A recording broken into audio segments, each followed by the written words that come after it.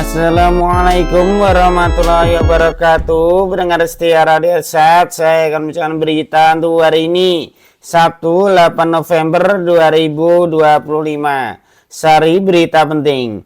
Proyek revitalisasi Simpang Bambu Kuning senilai 2 miliar rupiah mulai dikebut. Berita kedua, eksternal Wow Finance Rimba Bujang diduga peras debitur 8 juta rupiah untuk tebusan mobil. Berita ketiga, Kejati Sumatera Barat mulai sidik dugaan korupsi pembangunan dermaga Bajau Mentawai. Berita selengkapnya. Berita kedua, kejadian yang menghebohkan publik terjadi di lingkungan salah satu rumah sakit di Muara Bungo. 4 orang pria yang mengaku sebagai eksternal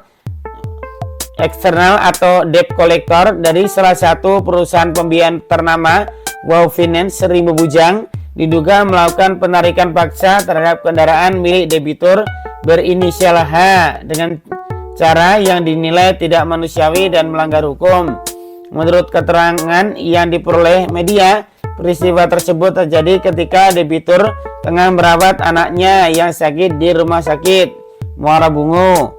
Saat itu, salah satu pelaku berpura-pura sebagai petugas kebersihan rumah sakit dan meminta kunci mobil korban dengan alasan hendak menggeser kendaraan.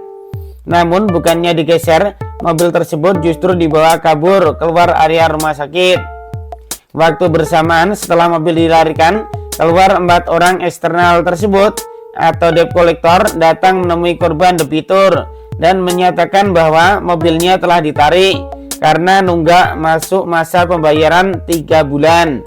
Kemudian memaksa agar korban debitur menyerahkan uang sebesar 8 juta rupiah dalam waktu 1 jam dan mobil yang ditarik tersebut akan mereka kembalikan.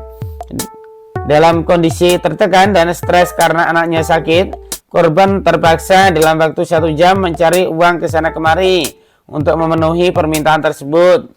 Setelah uang diserahkan kepada debt collector, mobil pun dikembalikan kepada korban. Namun sayangnya bahwa dana 8 juta rupiah itu tidak disetorkan ke pihak leasing resmi Wow Finance, namun hanya digunakan untuk kepentingan segerombolan mereka. Saya dipaksa oleh debt collector Wow Finance untuk menebus mobil yang mereka tarik senilai 8 juta rupiah. Saya cek juga ke Wow Finance Rimba Bujang, tunggakan saya masih ada. Artinya dana 8 juta rupiah itu tidak untuk disetorkan menyicil angsuran mobil saya oleh debt collector itu, ujar debitur bernama H ini. Sementara ketika media mengkonfirmasi ke pihak Wow Finance Rimba Bujang kepada salah satu petugasnya yang saat itu menemui debitur H pada hari Jumat tanggal 31 Oktober 2025, pihaknya akan mengatakan akan koordinasi dengan pihak debt collector tersebut. Sumber berita Tebu Online.